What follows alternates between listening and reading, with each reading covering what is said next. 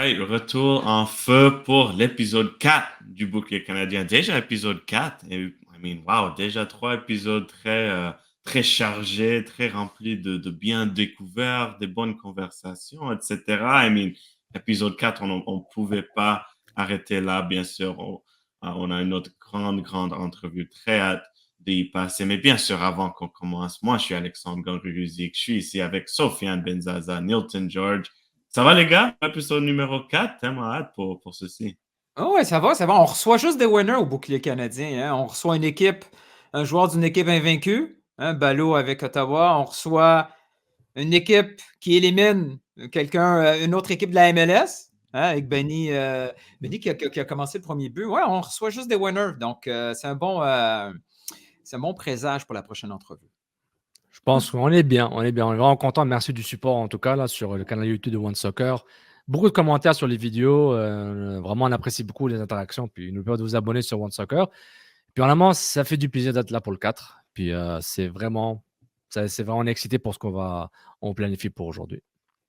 Ouais, Nilton, t'as même pas mentionné Loïc Quemi, hein, avant le match à Halifax. C'était bien, hein? Ça aussi, c'était bien. Ouais, juste des winners ici. Sauf Sofiane. Les archives là, du bouclier canadien, ça va être wow, ok, ils ont. des visionnaires du foot média. Voilà, on vous a dit, c'est on parle du foot canadien d'un océan à l'autre. Et le côté de l'Atlantique aussi. En fait, tous les océans. Voilà. Donc, si j'ai bien compris, c'est une équipe qui est en difficulté, ils doivent nous envoyer un joueur, c'est ça? Oui, c'est ça. Si c'est une équipe qui a un grand match qui s'en vient, une finale, etc., c'est sûr que c'est à nous de parler. Puis, je pense que notre prochaine invitée, on espère bien qu'elle puisse gagner une finale cet été. Parce que si c'est le cas, ça veut dire que le Canada, ils auraient un autre médaille d'or. Et bien sûr, vous avez probablement vu le titre de l'épisode ou bien sûr les jolis thumbnails qui sont faits par Armin qui chauffe toujours dans ce département-là. Nous avons le plaisir aujourd'hui d'accueillir Vanessa Gilles, défenseuse Olympique Lyon. Elle est maintenant indispensable à cette équipe canadienne quand même. J'ai très hâte à associer et puis on va passer direct.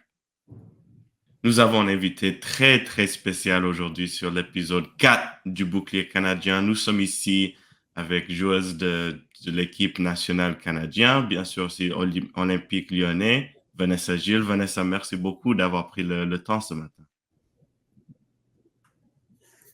Merci de m'avoir reçu.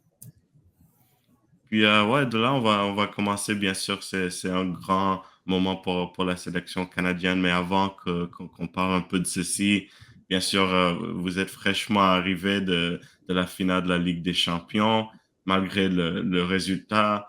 Parle-nous un peu de cette expérience-là, deux clubs super, genre un peu des super pouvoirs européens, le Barcelone, Lyon. C'était quand même un match très fascinant à voir et un stade plein à craquer, plein de talent sur les deux équipes. Comment est-ce que tu vas te rappeler de cette expérience-là? Ouais, c'est un peu émotion mixte, évidemment, d'un point de vue en tant que footballeuse, jouer une finale de Ligue des Champions devant une telle ambiance. Et il y a 4 ans, il y a même 2 ans, j'aurais rêvé de ça et j'aurais jamais cru que j'y serais et je serais sur le terrain. Donc, évidemment, c'est incroyable comme expérience. De l'autre point de vue, évidemment, c'est décevant, ça fait mal au cœur, surtout ayant été un peu coupable sur le premier but, ça fait toujours mal en tant que défenseur. D'avoir ton trophée un peu de sortir de vue comme ça. Mais après, c'est très motivant pour la suite. Évidemment, on dit toujours une finale, ça se gagne, ça se joue pas. Donc, très décevant de ce point de vue, mais très motivant pour la suite, surtout avec l'équipe qu'on a. Je pense qu'on a énormément de talent, évidemment, mais encore plus, on a une vraie équipe bien soudée.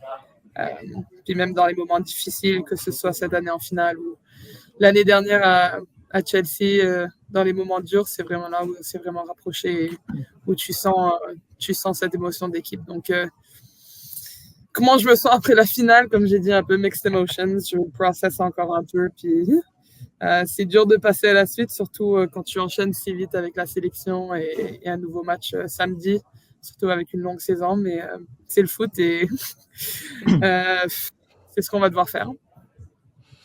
Bon, Vanessa, tu es un peu dur envers toi-même, là. Je veux dire, le premier but, tu as fait l'action, hein? Le ballon a dévié sur ta jambe. C'est plus une malchance qu'une mauvaise décision. Mais une fois que tu es rendu dans un super club comme Lyon, là, c'est pas seulement un super club en France, c'est un super club européen. Qu'est-ce qui a le plus évolué dans ton jeu dans les 2 dernières saisons depuis que tu as rejoint ce club-là?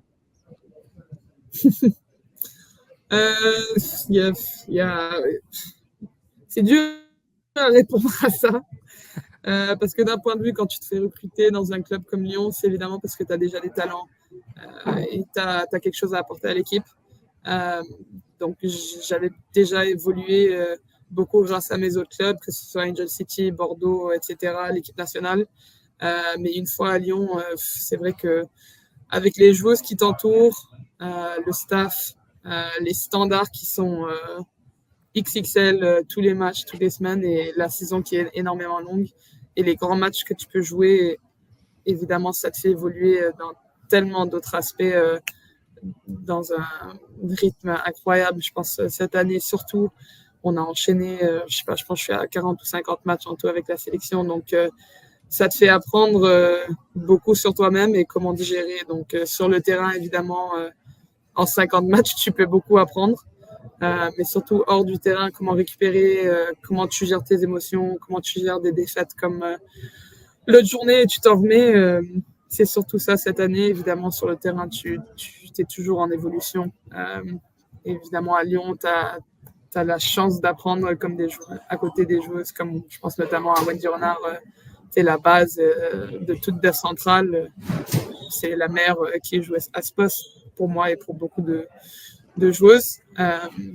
Donc, qu'est-ce que j'ai appris? C'est dur à dire, mais l'évolution, quand tu es à Lyon, ça va de là normalement à là parce que tu joues dans des matchs, tu joues dans des grosses situations, tu es entouré de joueuses qui ont énormément d'expérience, tu es entouré de différentes cultures aussi, ce qui est vraiment important, je pense, dans le foot, des cultures étrangères comme des Pays-Bas, Espagne, Allemagne, etc. Et tout le monde a joué dans leur propre tournoi qui a appris différentes choses. Donc, de partager ses expériences et ses apprentissages avec l'une et l'autre, c'est invaluable, c'est sûr. En tout cas, tu as fait des grosses faiblesses, tu les as bien cachées de Lyon, mais donc tu es là jusqu'à 2025, donc profites-en. En parlant de points forts, bon, une défense centrale, ça monte sur les actions offensives, les coups francs, les corners, etc. Tu as quand même un côté, c'est un sorte de, je ne vais pas dire box-to-box, parce qu'un défenseur, une défenseuse, ça défend dans sa boîte aussi, mais on a l'impression que tu es vraiment impliqué de l'autre côté du jeu, le côté offensif. Comment tu décris ce côté-là? Tu sais, j'avais appris durant ton ascension que le tennis était ton truc à un moment quand tu étais plus jeune. Donc, je dis, est-ce qu'elle attaque le filet comme au tennis aussi quand tu étais plus jeune, ou c'est quelque chose, c'est mon travail puis je le fais? Ou est-ce qu'il y a quelque chose de spécial par rapport à ton expérience? Je pense en tant que dev central, déjà, tu dois énormément gérer la trajectoire de la balle. Donc, tu es toujours dans les situations et dans l'analyse de où est-ce qu'elle va tomber la balle, où est-ce que je dois être pour attraper la balle en première. Donc, défensivement, quand tu es exposé à des situations comme ça, tous les matchs, quand tu transfères ça à l'attaque, puis tu flippes le côté au lieu de défendre, je dois l'attaquer. C'est sûr qu'en tant que dev central, c'est pour ça que tu en vois beaucoup qui sont effectifs dans les coups de pied arrêtés, c'est parce que c'est notre métier de devoir gérer la balle puis d'essayer d'être là en première. Donc, déjà, de ce point de vue, c'est sûr que tu te développes énormément. Après, pour moi, c'est sûr, avec le tennis, en ayant grandi dans le sport, c'est la base du sport, quoi. C'est de réagir vite avant que la balle parte de la raquette où elle va aller. Donc, avec ton footwork et ton déplacement, c'est sûr que ça m'a énormément aidé. Après... Parce que quand le Barcelone, t'as une tête là où t'as une tête déviée, je comprends, désolé pour la douleur. Va pas là. Lo siento, désolada. Mais tu as une... On voit les joueurs et les joueuses qui ont pas peur du ballon. Tu es attiré par le ballon, Wendy Renard aussi. On vous voit où vraiment vous êtes un aimant. dans la boîte, la surface de réparation offensivement. Donc, est-ce que c'est le mental aussi, genre, je n'ai pas peur du ballon, je le dégage pour défendre, tant qu'à faire, je le bute pour marquer un but. Je pense évidemment c'est déjà la rage de vouloir marquer, de vouloir aider l'équipe. Tu penses à Wendy, tu penses à moi, mais moi, la première personne à qui je pense, c'est Ada Egerberg. C'est vraiment l'aimant de la balle, mais c'est pas la balle qui vient vers elle, c'est elle qui va chercher, qui est toujours dans les bonnes situations parce qu'elle a ce sentiment du but. Donc ça, c'est quelque chose qui est vraiment dur à faire. Et pour moi, la base, c'est Ada, c'est l'aimant. Mais je peux pas te dire, écoute, tu parles beaucoup des joueuses qui sont à la finition, mais je pense notamment aussi aux joueuses qui donnent la balle parce que sans du bon service, t'as rien. Donc moi, j'ai la chance au Canada et à Lyon d'avoir des joueuses qui sont douées et qui ont un talent pour ça. Donc on est gâtés aussi en tant que tête et ça nous fait paraître encore plus bonne qu'on l'est probablement. Mais c'est un duo, c'est un mélange de tout, je dirais. Maintenant, Vanessa, que ta saison de club est terminée, bien sûr, cet été, on attend les Olympiques. Ça va être super grand tournoi pour le Canada après le médaille en or en 2021. Tu vas retrouver beaucoup de tes coéquipières et même des adversaires très connus avec le PSG et d'autres clubs français lorsque vous jouez la France. Quoi as-tu à attendre à cette expérience-là d'un premier vue que ça va être joué en France, le tournoi olympique, qui soit les hautes, mais aussi que tu joues contre des joueurs que tu connais bien. Est-ce que tu penses que ça va être un avantage, surtout comme défenseur? Ouais, je pense pour moi déjà de pouvoir jouer des Jeux olympiques dans mon deuxième pays, parce que je suis aussi française, il faut le dire. J'ai joué pour l'équipe de France en B, j'ai ma famille en France, j'habite en France. C'est grâce à mon passeport français vraiment que j'ai pu commencer ma carrière de pro. Donc, j'ai beaucoup à dire merci à ce pays. Donc, de pas avoir pu jouer la Coupe du Monde en France, d'avoir été coupé juste avant, ça m'a fait énormément de mal. Et de pouvoir avoir la chance de jouer les Jeux Olympiques, évidemment, il faut être sélectionné, donc on croise les doigts. Mais d'avoir la chance de pouvoir y jouer, c'est comme dans ton propre pays, quoi. C'est qu'à ça que je m'attends. C'est ces émotions, cet excitement de vouloir prouver et de montrer la qualité du Canada dans ton autre pays. Je pense qu'il n'y a pas beaucoup de joueuses qui ont la chance de faire ça et j'ai hâte pour ça. Bev a procédé à un changement de tactique là, après un petit peu les déceptions des tournois précédents, tombé à une défense à 3. Comment que ça se passe, la maîtrise, la chimie avec tes autres coéquipières en défense centrale? Ça se passe bien? C'est vous les analystes, c'est à vous de le dire. Je pense que ça semble bien aller quand même. Le match nul contre les États-Unis. Oui, ouais, exact. La She Believe Cup, déjà, c'est des résultats intéressants. Mais ça s'est passé comment, ce processus-là? Est-ce que c'était quelque chose qui vous faisait peur au départ de tomber à une défense à 3? Peur, non. Je pense que jouer au foot, ça fait jamais peur, c'est un sport. Hésitation, non plus. Je pense qu'on a la chance avec le Canada d'avoir des joueuses qui jouent un peu partout dans différents pays, différents clubs et qui ont déjà cette expérience de s'adapter à différentes formations. Donc, défense à 3, Kadesh, elle joue ça avec Chelsea. Moi, j'ai joué toute ma carrière en université à 3. Jade, c'est une défenseur incroyable et une athlète, donc elle s'adapte à tout. Shelina aussi, en même temps un pied gauche, puis quand tu joues à gauche à 3, ça te fait shiner encore plus parce que tu peux mettre des balles à droite et à gauche avec le pied qu'elle a. Puis surtout, je pense notamment à nos wingbacks, on a des joueuses qui ont énormément de kilomètres dans leurs jambes et qui ont énormément d'apports offensifs, mais qui sont aussi finalement des défenseurs, puis qui ont cette mentalité et ce grit de vouloir défendre, que pas beaucoup de wingers ont. Donc ce hybride de wingback, je pense que c'est très intéressant pour nous. Et je pense que ça leur a permis aussi, je pense notamment à Ashley Lawrence, à Gabi Carl aussi. C'est des joueuses avec des super pieds. qui donne énormément de services. Et je pense que ça, c'est quelque chose qui nous a manqué, je pense notamment à la Coupe du Monde, c'est le service. Donc, de pouvoir exploiter les espaces, mais aussi de servir nos attaquantes qui sont des vraiment bonnes finisseuses. Ça a été une grosse différence pour nous et de faire confiance aux 3 center backs que tu as derrière, de boucler derrière et de laisser ces joueuses s'exprimer offensivement aussi, comme des joueuses comme Chloé Lacasse, tu vois, d'avoir le freedom d'y aller sans penser je dois rester dans la ligne à 4, blablabla. Donc, non, je pense il y a des pour et il y a des contre. Il y a des faiblesses, il y a des forces. Pour l'instant, je pense que ça a bien marché pour nous parce qu'on a les joueuses et les attitudes pour. Après, on a toujours le 4-3-3 dans notre back pocket, puis on verra par la suite.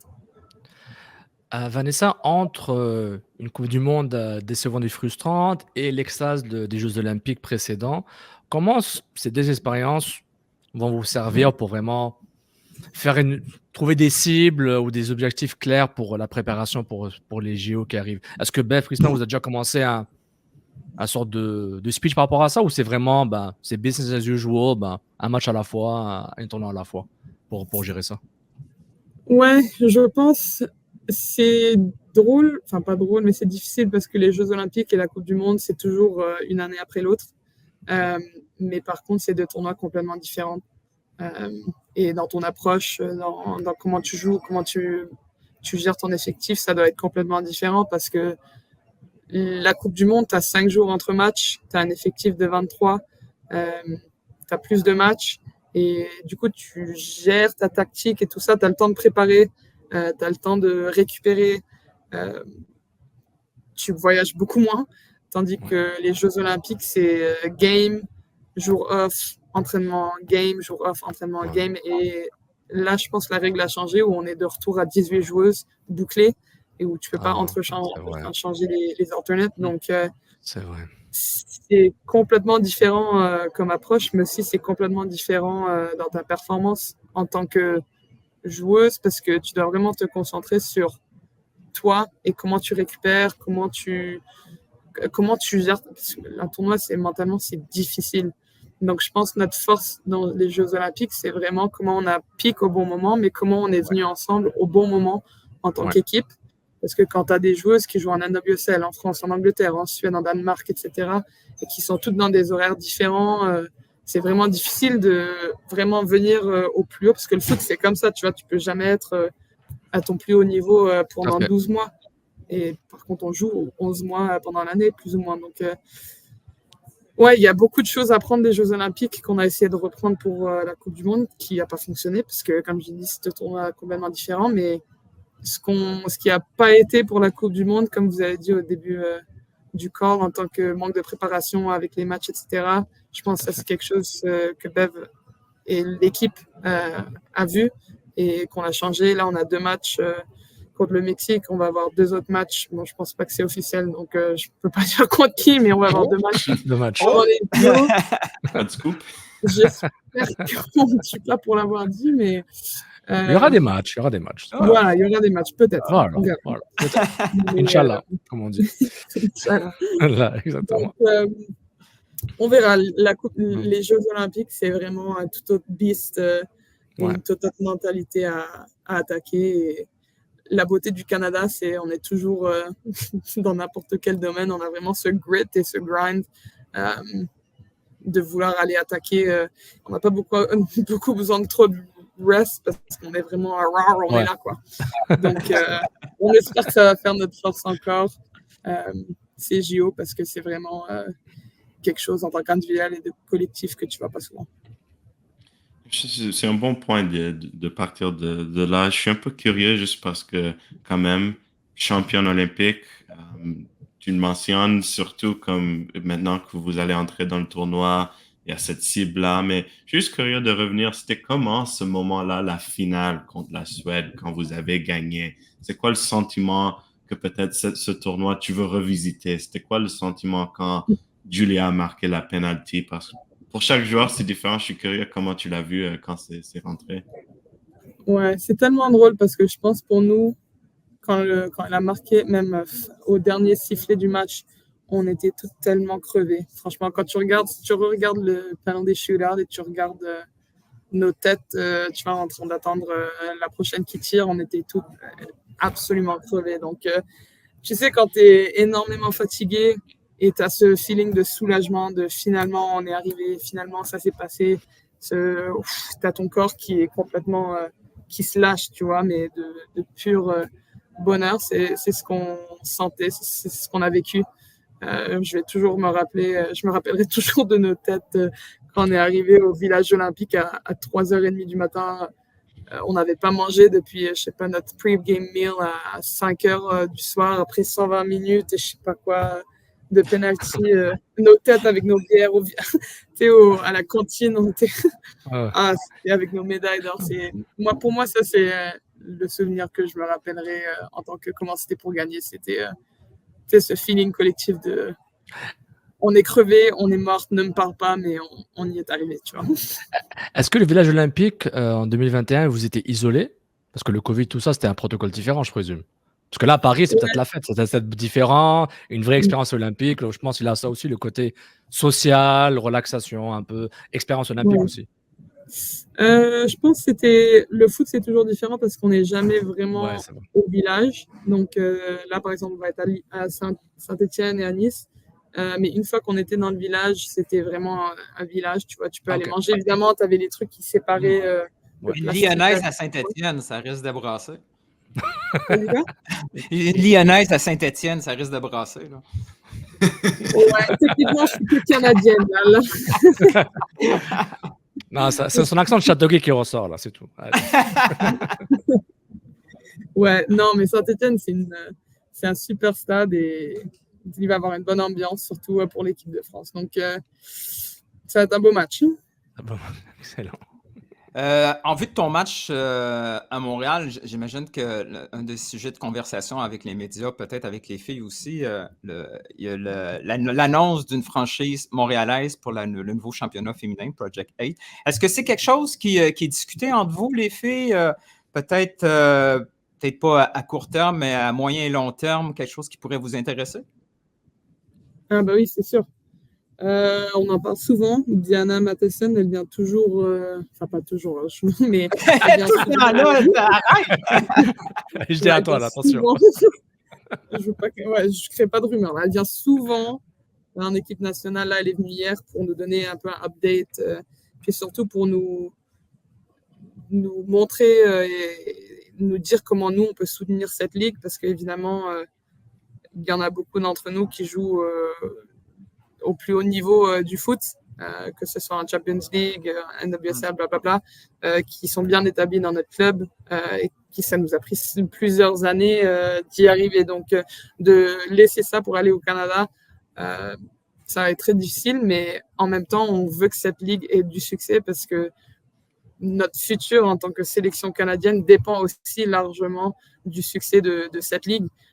Puis évidemment, en tant que Canadienne, tu penses au futur, tu penses à tes enfants un jour quand tu en auras. Tu veux qu'il y ait cette infrastructure pour ton pays, pour toi évidemment, de jouer dans cette ligue éventuellement, parce que jouer chez toi, ça fait toujours plaisir.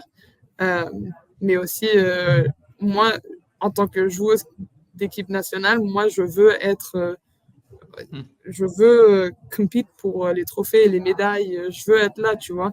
Et pour que ce soit le cas, il faut parce qu'on est déjà énormément en retard, il faut qu'on ait cette ligue qui débute maintenant et qui se développe pour donner des opportunités à toutes ces joueuses, tu vois, qui peut-être n'ont pas un double passeport, comme moi j'ai de la chance d'avoir avec la France, qui ne peuvent pas aller jouer parce qu'aux États-Unis, tu es étrangère, en Europe, tu es étrangère, en Asie, tu es étrangère, Australie, enfin, c'est énormément difficile d'avoir ce spot. Si tu es une joueuse à 18 ans ou à 20 ans, tu finis le collège, tu veux aller en pro, tu n'as pas d'opportunité, tu fais quoi? Tu t'entraînes pendant 1 an, tu essayes, tu grindes, tu n'as toujours rien, donc tu t'arrêtes. Et c'est des joueuses qui peuvent potentiellement être en équipe nationale des années plus tard, après de savoir développer un peu et d'avoir pique au bon moment. Tu vois, je pense notamment à Mimi Alidou. C'est une joueuse qui n'était pas en sélection pendant longtemps. Elle est allée à Benfica. Comme elle a performé, moi, pour avoir joué contre elle en club, c'est une joueuse exceptionnelle, tu vois. Donc, on a besoin d'une ligue pour soutenir des joueuses qui n'ont pas d'opportunité, mais aussi pour inspirer la prochaine génération. Pour tellement de raisons, je suis en train de vous le savez, mais pour moi notamment, est-ce que je vais y jouer un jour? Je ne peux pas te le dire, je ne sais même pas ce que je fais la semaine prochaine. Mais j'ai une idée, là. Je peux te le dire un peu ce que tu vas faire la semaine prochaine, mais bon, vas-y. Ouais. J'y pense pas. Moi, je pense jour au jour, là. Déjà, de se remettre de la fin de semaine dernière, c'est difficile, mais ouais, cette ligue, on s'en parle beaucoup. C'est une longue version de répondre à ta question, mais c'est énormément excitant. Le Canada, le foot féminin, le sport féminin, on l'a vu avec la PWHL. Là, la WNBA va avoir une équipe à Toronto. Le sport féminin, le sport en général, c'est un succès au Canada.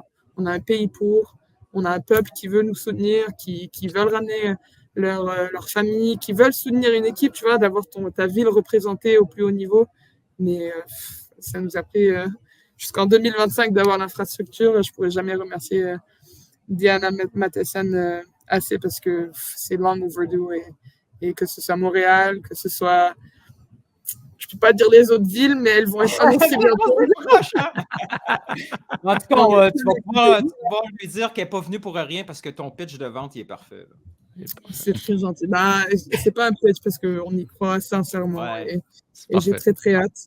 Et comme j'ai dit, elle vient souvent parce que même si on est à Lyon, Chelsea, quoi que ce soit, on veut soutenir cette ligue, on veut qu'elle ait du succès. Et même si on n'y joue pas tout de suite, les moyens, tout ce qu'on peut faire pour aider, que ce soit la visibilité, d'en parler, d'aider avec le management, que ça a l'air. Tu vois, j'ai eu plusieurs calls avec des personnes de quelques... je ne vais pas dire qui, mais...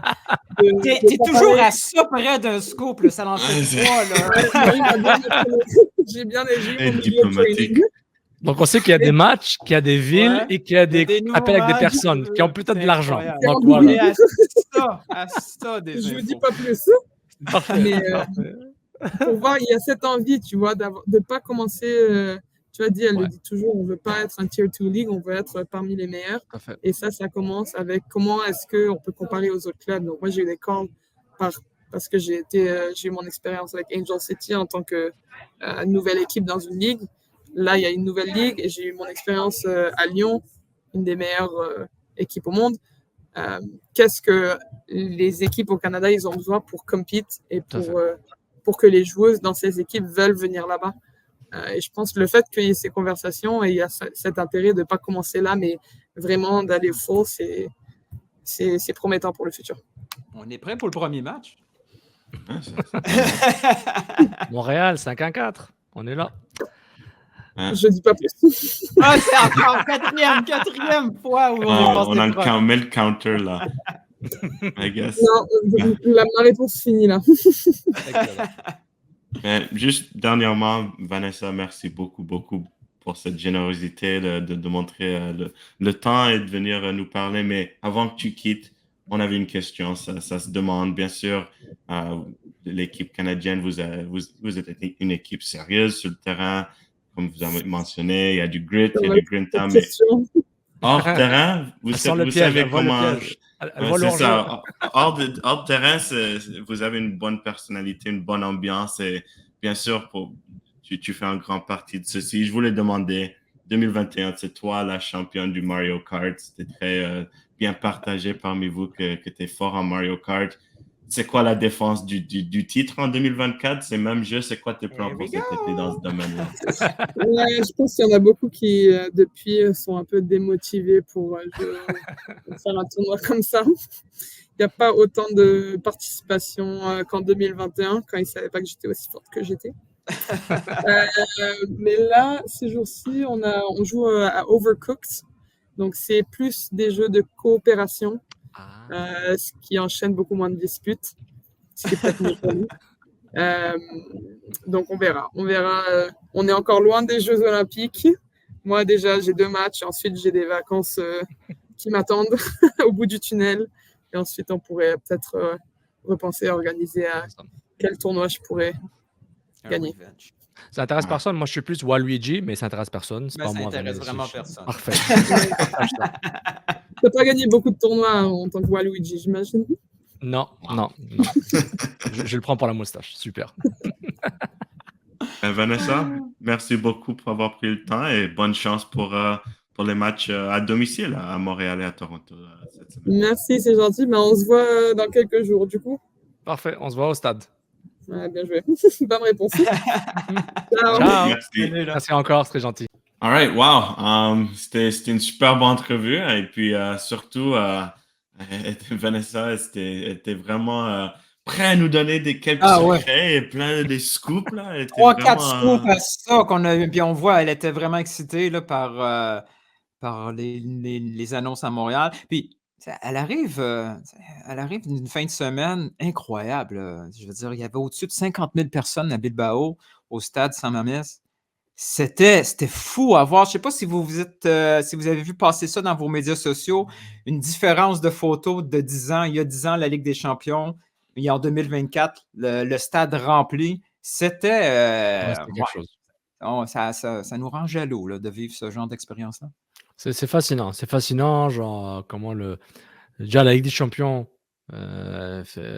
pour les équipes féminines, les clubs féminins de foot, c'est hallucinant comment ça évolue rapidement, le talent, les infrastructures. Les clubs, c'est des gros clubs quand même, ils ont des Ils prennent ça au infrastructures. sérieux, là. Ils Ouais, prennent ouais. ça au sérieux, puis l'investissement est là par défaut en partie, mais en plus, les joueuses, le staff, le niveau de jeu augmente parce que tout ce talent-là qui attend d'être découvert, ils ont des clubs où ils vont jouer. Puis Vanessa, on connaît son parcours, pas nécessairement un parcours typique pour devenir joueuse de foot professionnelle dans le classique, qu'on connaît un peu son histoire, mais on voit comment rapidement, à Lyon, ça se passe très bien. Et ça impacte aussi l'équipe nationale féminine du Canada, donc positivement, tout Ah ça. ouais. Des Canadiens en finale de la Ligue des champions, on connaît ça, nous autres? Ah.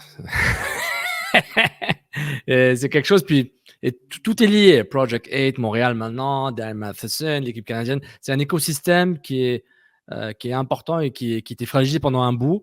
Puis avec toutes ces nouvelles infrastructures qui arrivent, on ne dépend pas juste de l'étranger pour ça. On a hâte que ça donne. Puis Vanessa vous a montré que vous allez voir, vous avez vu l'entrevue. Elle est très excitée par ce projet-là et tout en restant concentrée avec l'équipe nationale. Le court terme, ouais. En plus, j'adore sa humilité, genre, parce elle admet qu'elle a un parcours très intéressant. Le fait qu'elle a ce passeport français qui l'a Ouais, peut-être la chance qu'elle a, ouais. qui l'a aidé à passer à Bordeaux. Le fait que quand elle était plus jeune, elle avait aussi le tennis. Elle a un peu commencé le foot plus tard. Je pense qu'aussi, on voit ça dans sa perspective, qu'elle est reconnaissante qu'un Project 8 aurait aidé énormément un jeune Vanessa Gilles. Et elle, avec cette persévérance, là, elle a eu ce succès, mais elle a mentionné d'autres qu'elle connaît qui n'ont pas eu cette chance-là, même des joueuses qu'elle connaît, comme des Alidou, qui a pris du temps juste pour avoir ces opportunités-là. Ça, c'était un peu intéressant et vraiment, c'est cette perspective-là. Bien sûr, elle a cette personnalité-là, on voit ça, je suis sûr, dans le vestiaire. C'est surtout une grande personnalité, mais je pense quand même cette humilité, ce leadership-là, j'ai trouvé ça très intéressant dans l'entrevue. Oui, c'est un bon point parce que dans les épisodes précédents, on parlait beaucoup du manque d'opportunités pour les Québécois n'ayant pas cette équipe de CPL, mais le même phénomène existe aussi au niveau national pour les filles, là. Tu sais, combien de filles que l'équipe canadienne a peut-être sous-développé ou pas eu l'opportunité parce qu'il n'y avait pas cette binationalité que Vanessa avait. Même chose pour d'autres filles qui ont ce deuxième passeport pour aller soit en Angleterre ou ailleurs.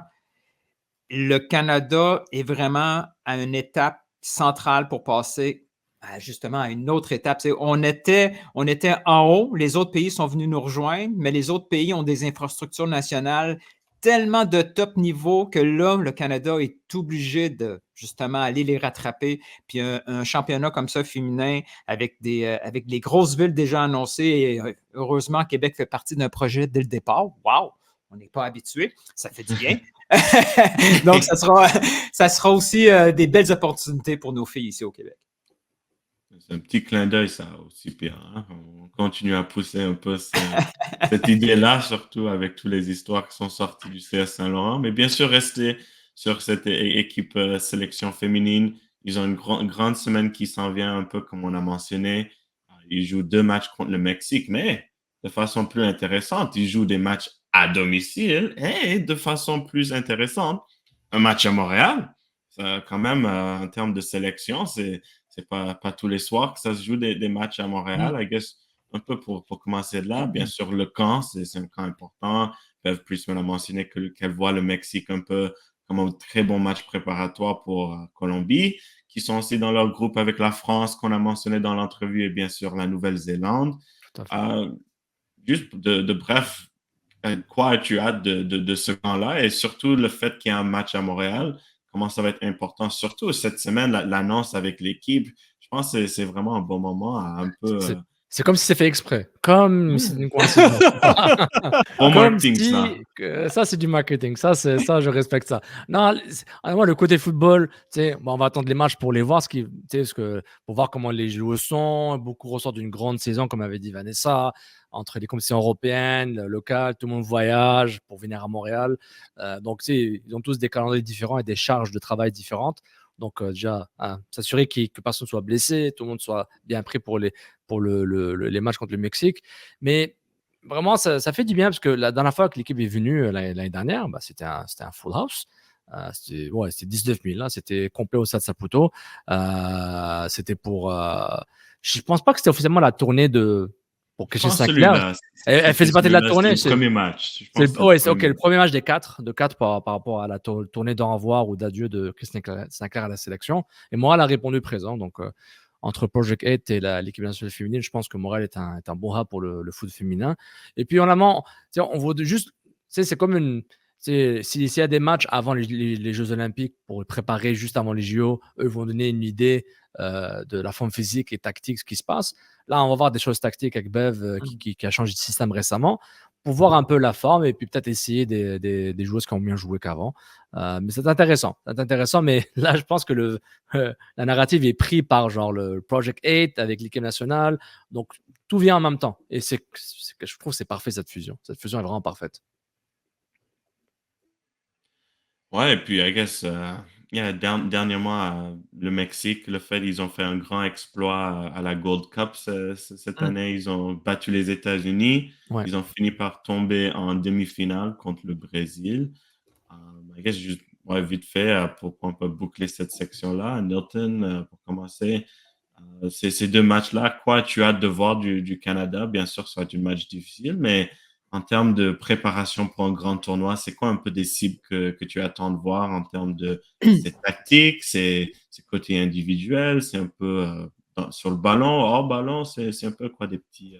Mais c'est un peu la confirmation de ce qui s'est passé au She Believe Cup là, avec le Brésil, des bons résultats, Brésil, États-Unis. Ça a été 2 matchs nuls avec aux séances de pénalité, mais une confirmation que cette transition vers le 3-5-2 ou quelque chose qui ressemble un peu à ça avec le ballon, que l'équipe a de plus en plus cette maîtrise de cette situation-là, d'utiliser de plus en plus, Vanessa en a parlé, là, on a l'opportunité d'avoir d'excellentes joueuses de couloir, de passer un peu plus par le couloir. Tu sais, très souvent, puis probablement par manque de connaissances, on avait l'impression que après Kristen Sinclair, ça allait être l'apocalypse. On avait tellement l'habitude de dire qu'on oubliait que l'équipe était en train de se reconstruire, puis il y avait des éléments offensifs super intéressants. Là. Et là, dans ces 2 matchs-là contre le Mexique, ça va faire du bien de voir si, au niveau collectif, offensivement, on est capable de se créer ces occasions-là. Est-ce qu'on a une solidité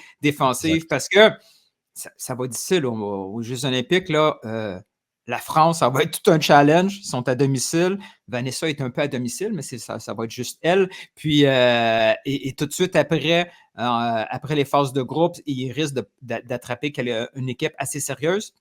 Donc, ce préparatif-là est intéressant. Puis j'ai hâte de voir aussi, ça va être quoi les 2 autres équipes que Vanessa a presque dit c'était qui.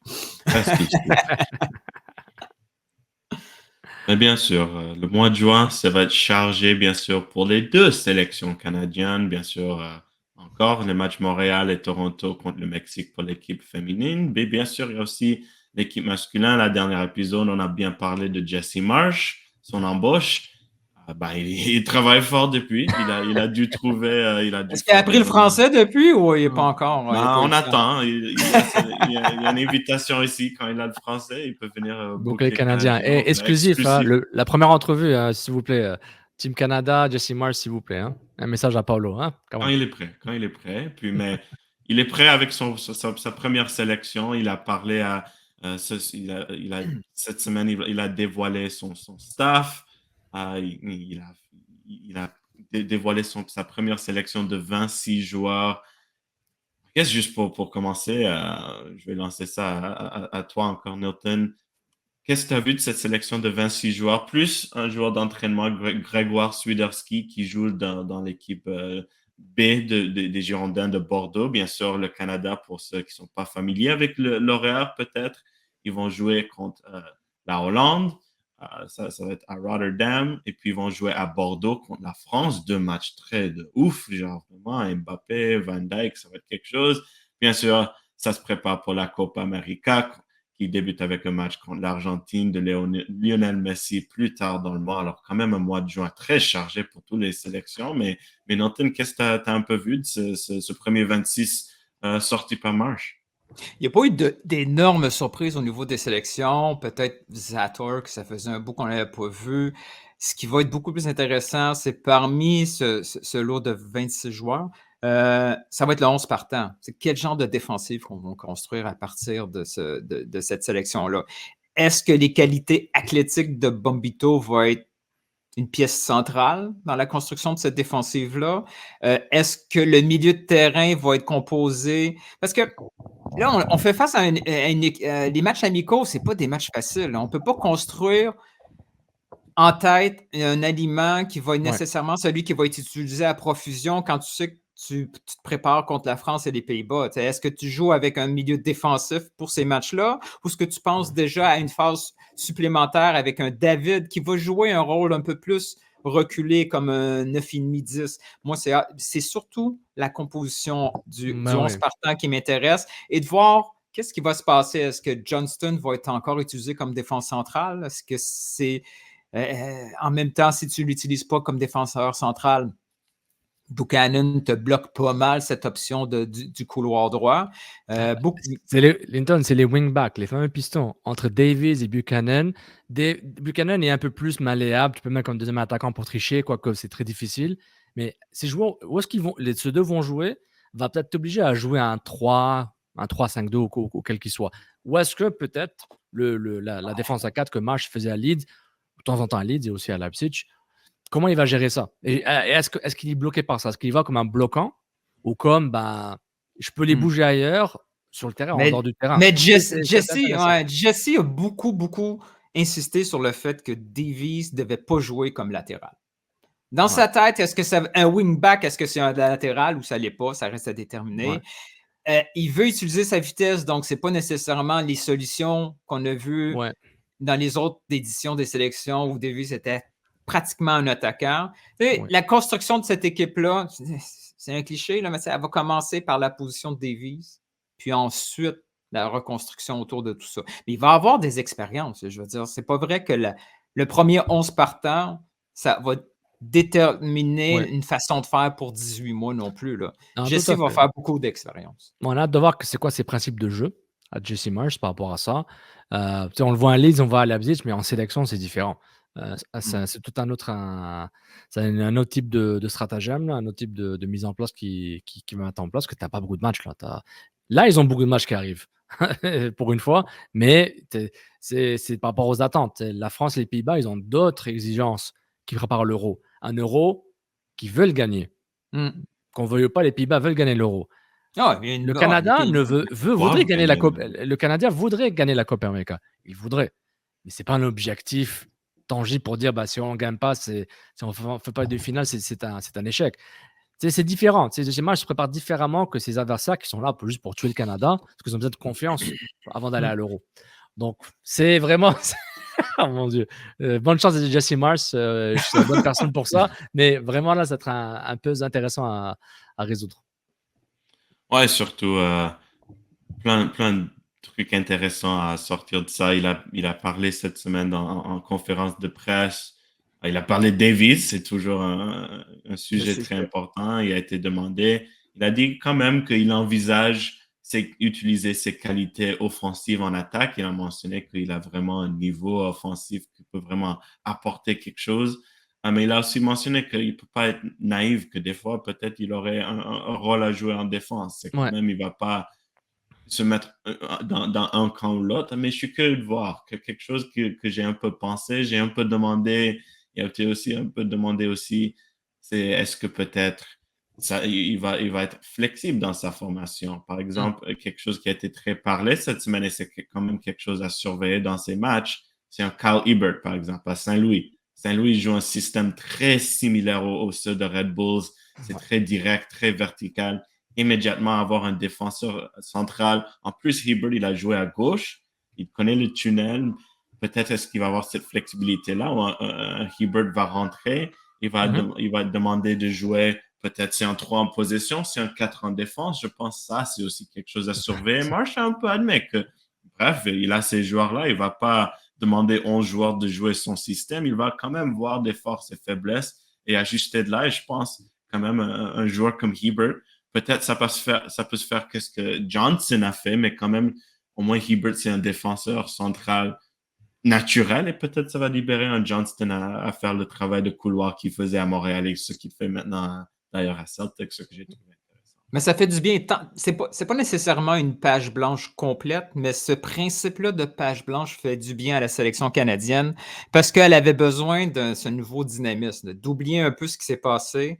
Et là, on arrive avec déjà la mentalité ouverte à OK, on essaye des trucs, c'est pas nécessairement dès le premier essai que ça va fonctionner, il va y avoir des ajustements et ça met cette mentalité-là à travers l'équipe, ça va faire du bien parce que peu importe le résultat contre la France ou les Pays-Bas, tout le monde va comprendre, autant les joueurs que les partisans et les médias, qu'on est en processus puis qu'on essaye de créer quelque chose en vue, pas nécessairement, oui, la Coupe América, c'est important de passer des phases de groupe juste pour une certaine motivation, mais le plan est beaucoup plus à long terme. On essaie de reconstruire cette équipe-là sur une base beaucoup plus dynamique, offensive, que c'était uniquement sur les émotions un peu plus. On avait besoin de cette émotion-là pour franchir puis de bien réussir en phase de qualification pour la dernière Coupe du Monde, mais là, on a besoin de passer à un niveau supérieur, supérieur. C'est peut-être méchant pour dire que le niveau avant était inférieur, mais au moins apporter une autre dimension. Puis ce principe-là de page blanche-là fait du bien au club. Non, c'est vrai. Puis une page blanche avec un sélectionneur permanent.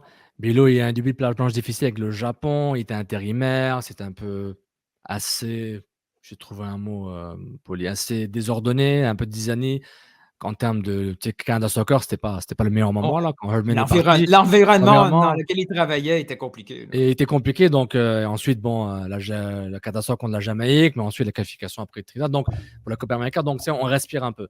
Puis c'est voilà pour Bilo, c'est dommage pour lui parce que ça entache un peu le travail qu'il a fait. Moi, je trouve qu'il a fait un bon travail. Il est pas mauvais. Mais on verra s'il reste avec le staff ou pas. Mais je trouve qu'il y a un certain le dynamisme de la page blanche avec quelqu'un qui est là de façon permanente.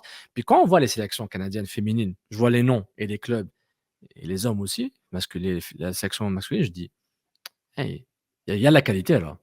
Et on est dans une belle génération. Une belle génération, il y a de la qualité. Je ne veux plus faire la blague des FC Unattached à un moment, mais là, c'est FC Very Attached. Là. C'est vraiment. Big attachment. Big Five.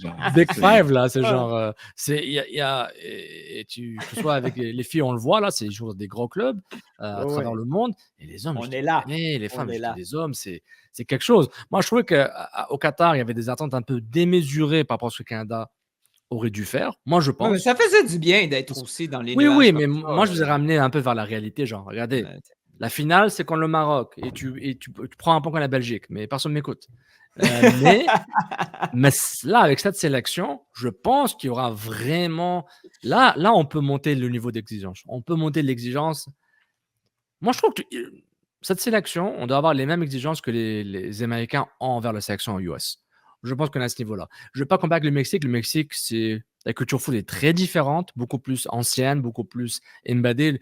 Moi, je n'aime pas comparer les trois par défaut. Je compare États-Unis et Canada beaucoup plus parce que je ne dis pas qu'il y a des similarités, mais il y a une culture foot un peu similaire. Je ne veux pas faire d'amalgame là, mais je trouve qu'il y aura un niveau d'exigence très, très haut. Médiatiquement, ça va être très, très chaud.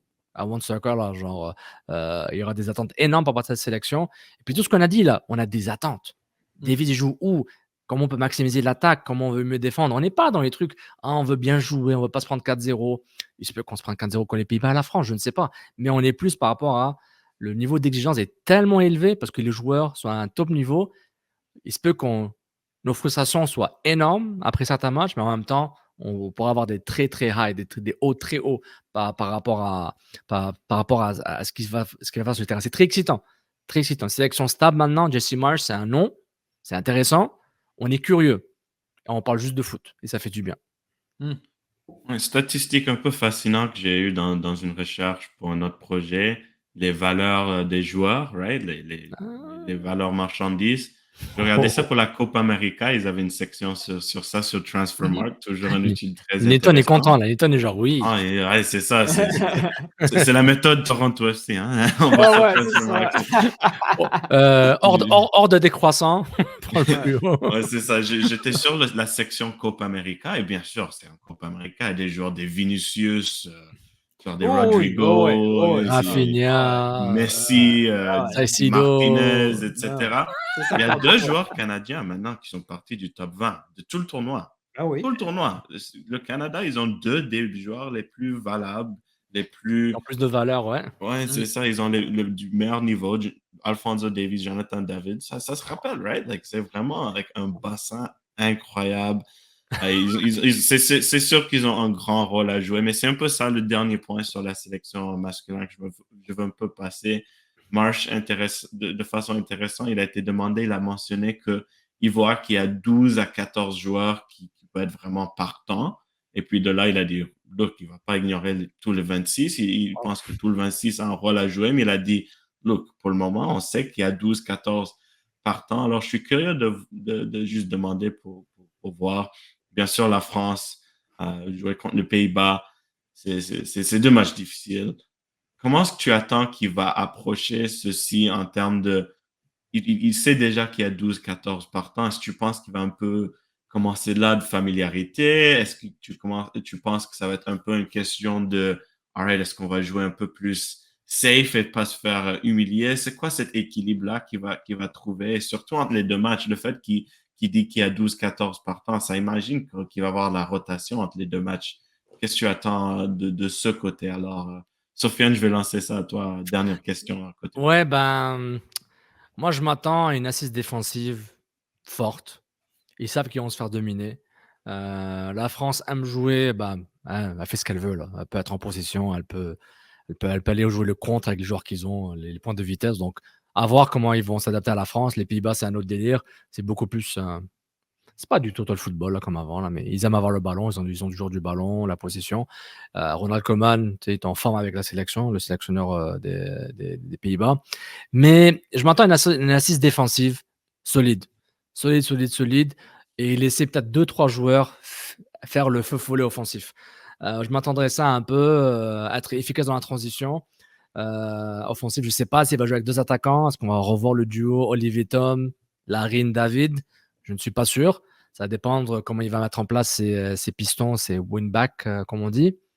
Donc, c'est à voir. Mais je m'attends à une austérité défensive avant tout pour pouvoir construire le jeu après. Il ne va pas se permettre de faire un 3-5-2 à la Bielsa, là, offensif, puis se prendre 15-0. Là. J'exagère 15-0, mais tu veux pas un score fleuve pour démotiver tes joueurs. Il se peut que tu perdes. Il y a des chances que tu perdes, mais c'est un peu par rapport à ça. Mais tu sais, quand on regarde le premier match à la Coupe du Monde contre les Belges, qui peut se comparer à un match contre la France, défensivement, c'était leur priorité. Ils ont essayé de frapper en contre-attaque et ça rentre totalement dans la philosophie du jeu de Jesse Marsh. Ouais. C'est d'avoir cette solidité-là. Et il dit souvent, le Canada, c'est sûr, a l'athlétisme de haute pointe, haut niveau, au niveau international, mais pas seulement ça, il y a aussi des prises de décision qui viennent avec. Un match contre ces grosses équipes que la France et les Pays-Bas, ça prépare justement à avoir cette mentalité-là, d'être très, très, très solide défensivement, de se positionner pour pouvoir frapper efficacement et rapidement ces équipes-là. C'est sûr que c'est une préparation idéale pour le premier match Argentine, mais il ne faut pas oublier que les autres matchs après à la Coupe América, c'est aussi, même si c'est des équipes un peu plus basse, puis qu'on pense que c'est accessible, va falloir rester aussi efficace défensivement Tout à fait. pour que chaque fois qu'on frappe offensivement, ça devienne quelque chose d'utile, pas parce qu'on a pris pas pour courir après un score parce qu'on perd, on perd 2-0, mais si on est capable toujours d'être cette muraille défensive, et c'est là qu'on voit que la défensive, j'ai très, très hâte de voir le premier 11 partant, ces Ouais. défenseurs centraux, qu'est-ce qu'on va faire aussi au milieu du terrain? Est-ce qu'on va... Parce qu'on l'a vu, là, la combinaison Eustachio, Koné au milieu de terrain contre les grosses équipes, on leur demande beaucoup, beaucoup de travail défensif, puis après, la lucidité offensive est moins là. Est-ce qu'il va vouloir, est-ce que Jesse Marsh va vouloir sacrifier un élément offensif pour mettre quelque chose derrière ces deux milieux de terrain pour aider tes 3 défenseurs centraux? Ça, pour moi, c'est la grande question là, que j'ai hâte de voir cette réponse. Et c'est sûr, ouais, Jesse Marsh, il y a plein de questions à se demander. Est-ce qu'il va jouer un 4-2-2-2 à la Red Bull? Est-ce qu'il va faire un 4-2-3-1? Ça va rester un 5-3-2. Qui va jouer en défense? Bombito, est-ce qu'il a un grand rôle à jouer? Kyle Hibbert, comme j'ai mentionné. Il y a Derek Cornelius, Kamal Miller en milieu de terrain. Il y a une belle Mathieu saison. Il y a une très, Choinière. très belle saison, Cornelius. Là. Ah, non, c'est Cornelius. Il est en feu à Malmö. En milieu de terrain, bien sûr, il y a Choinière. Est-ce qu'il peut se pointer? Liam Miller, il a une grande saison en Angleterre. Est-ce qu'il peut se trouver à l'aile en avant? Est-ce que Kyle Lairn, il va garder sa place? Est-ce que Ike Ugbo va peut-être le surprendre? Est-ce que ça va juste être Jonathan David? Et puis, ça fait plus que 12-14. Là. Je suis en train de comprendre. C'est juste pour montrer Moi, j'étais un peu choqué qu'il dise 12-14. Genre, ah bon? C'est un peu bizarre. C'est un peu bizarre, cette phrase-là. Et c'est bizarre de le dire. C'est ça que je trouve un peu genre, c'est like, OK. Dans un one-on-one, j'aurais peut-être demandé plus de questions sur ça. Dans un scrum comme ça, Zoom, c'est pas évident. Garde tes questions, là. Ouvre ton fichier puis garde-les en français, là, ces questions-là. Pourquoi 14? Mais je pense quand même, je pense qu'il réfère aussi à Herdman parce que Herdman avait beaucoup, quand il était sélectionneur, il y avait toujours un petit genre, les défenseurs, ça changeait. Des fois, c'était Miller, des fois, c'était Kennedy, des fois, c'était Cornelius. Ouais. Il y avait des fois ces échanges entre certains joueurs. Et pour Herdman, vraiment, il y avait un 15. Like, par exemple, quelqu'un, il y a Larea, Johnston, Buchanan qui jouaient tous au même poste. Quand même, je pense que c'est un peu ce qui réfère Marsh, que quand même, quand tu vois cette équipe-là, il n'a pas eu la chance de travailler avec.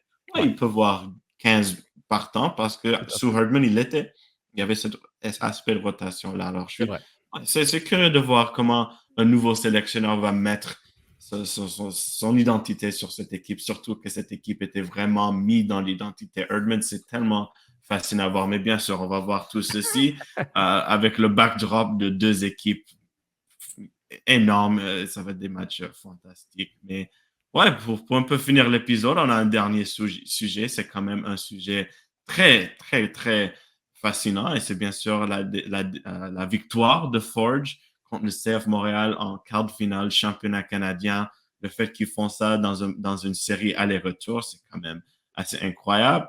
On va en parler, bien sûr. Je suis sûr la perspective à Montréal, c'était plus funérailles que célébration. Avec la perspective, Red Montréal, ils se mettent dans le club des équipes MLS qu'ils ont perdu contre une équipe CPL. Ils ont perdu à domicile. En plus, c'était pas une perte à away goals. Non, Forge, ils sont allés à Montréal. Ils ont gagné un 2-1 bien mérité pour gagner 3-2 la série. On ne va pas parler du CF Montréal, bien sûr. On l'a mentionné.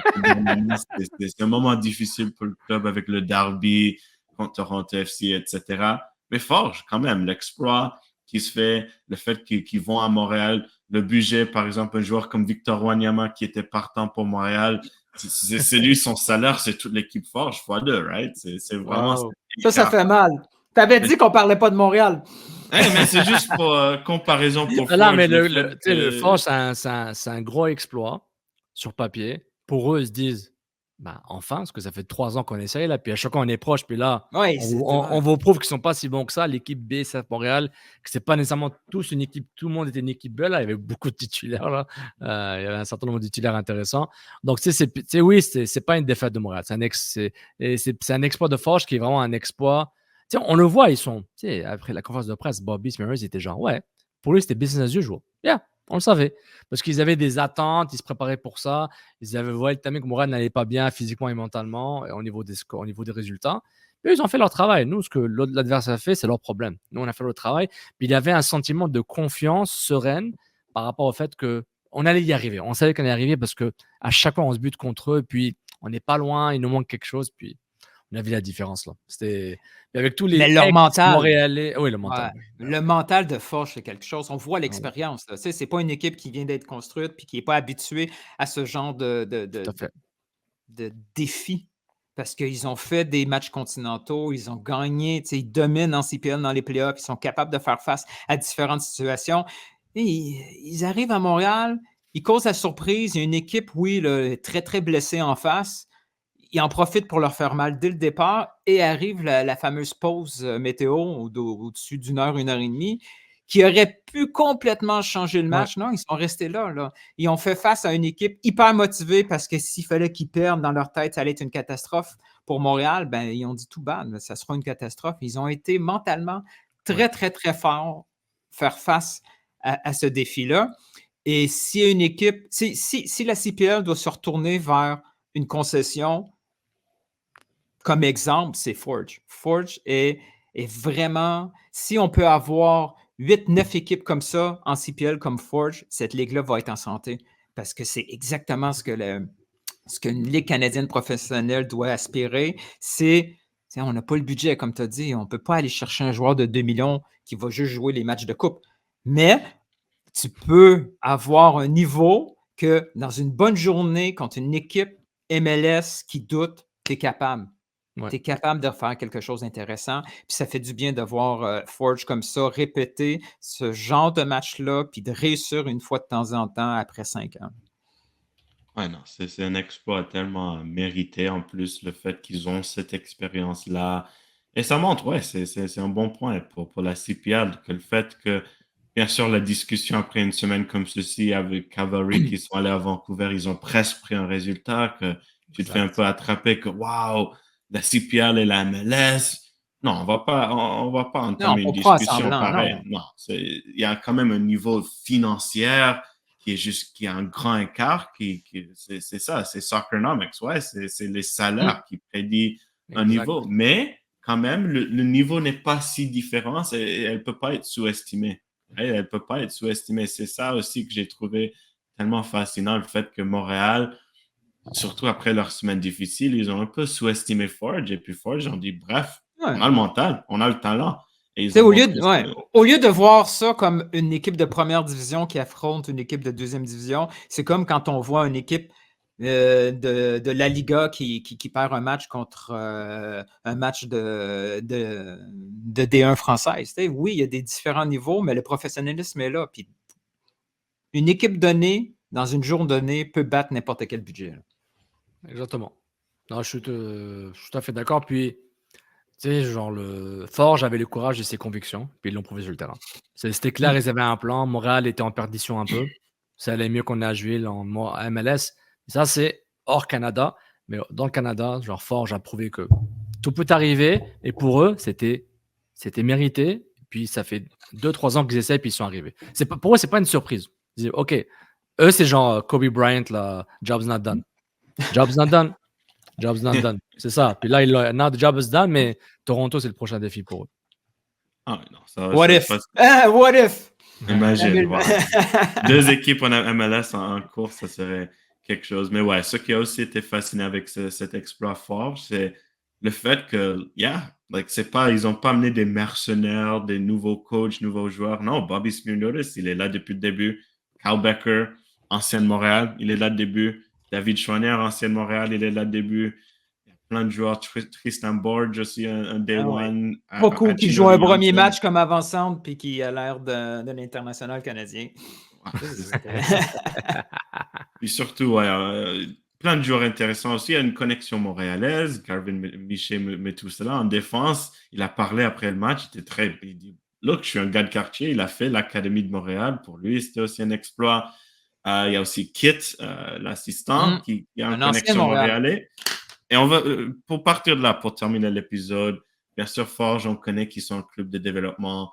en Ontario, moins avec la connexion Sigma et plein de jeunes joueurs intéressants qui passent, mais ils ont aussi avec comme Kit qui avec sa connexion qu'il y a au Québec, les joueurs comme tous là, Kadim Kane aussi un Montréalais dans l'effectif, d'autres parmi eux.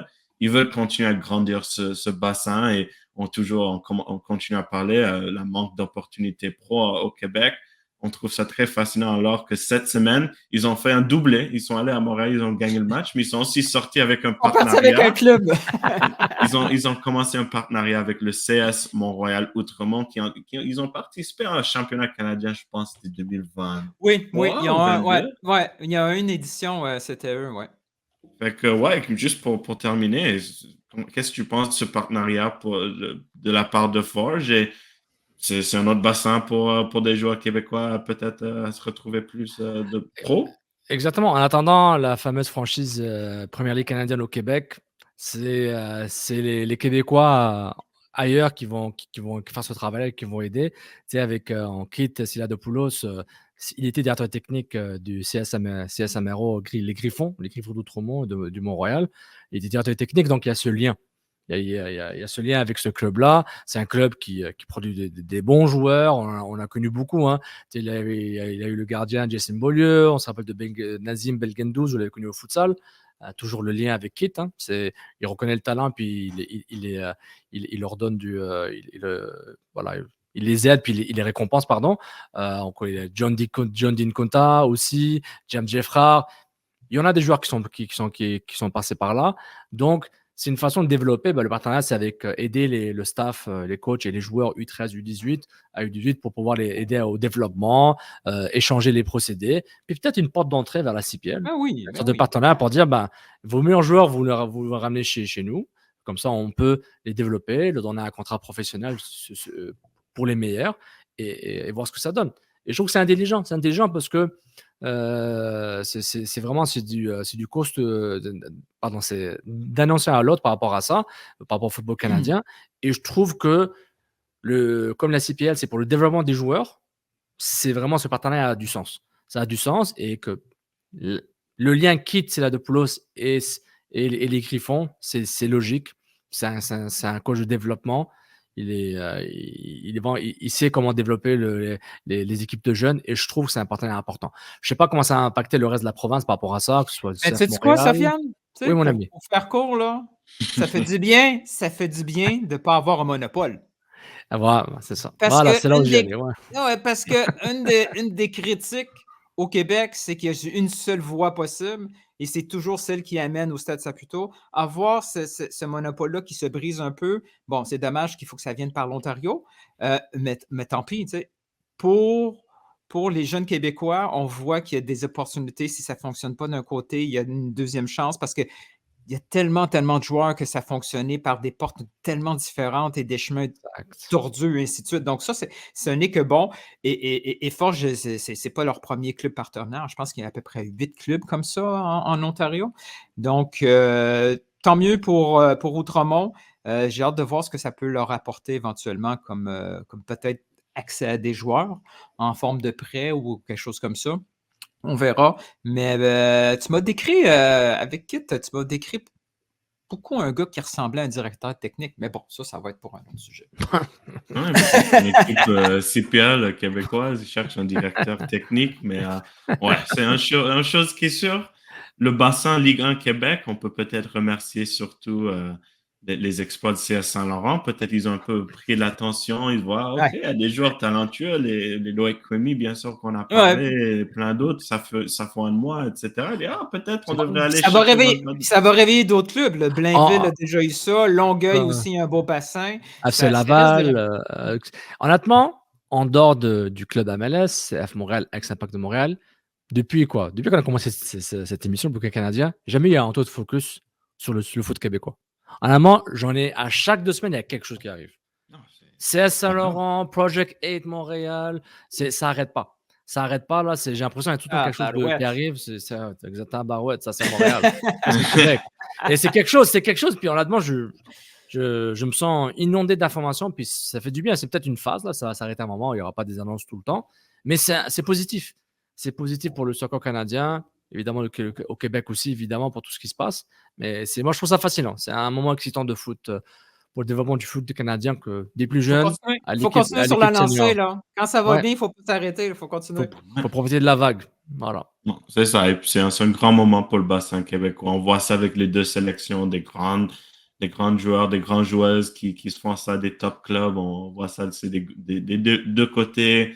Les- bien sûr, elle est franco-ontarienne, mais un Vanessa Gilles, quand même un francophone. Une Evelyne Vient, elle est québécoise. Gabrielle Carl, ils font des grandes choses à leur club. Sur le côté masculin, bien sûr, il y a Ismaël Koné. Ce qu'il fait, c'est très fascinant à voir. C'est un grand moment et surtout, on espère que ça continue avec des accélérations comme une équipe Project Aid. Espérons que ça mène voie à une équipe CPL. On va bien sûr garder attention à tous ces sujets dans les semaines qui s'en viennent. Mais ça, de ceci, on va clôturer notre 4e épisode. Wow, 4e épisode déjà du Bouclier canadien, un de mes préférés. Bien sûr, chaque semaine, c'est toujours un plaisir, ou chaque 2 semaines pour maintenant. Un plaisir de se retrouver ici avec Sofiane et Milton, mais surtout ceci, une grande entrevue, plein de discussions fascinantes. C'est toujours un plaisir ici sur le Bouclier canadien. C'était un plaisir. Merci tout le monde. Un plaisir, Alexandre Letton, de faire ça avec vous. On continue, coast to coast. Let's go, on est prêt. Ciao tout le monde. Ciao tout le monde. Comme d'habitude, commentaires, like si vous aimez, et de là, on se voit bientôt, épisode 5. On va espérer de continuer à monter le niveau chaque épisode. On se voit bientôt. Allez, ciao tout le monde.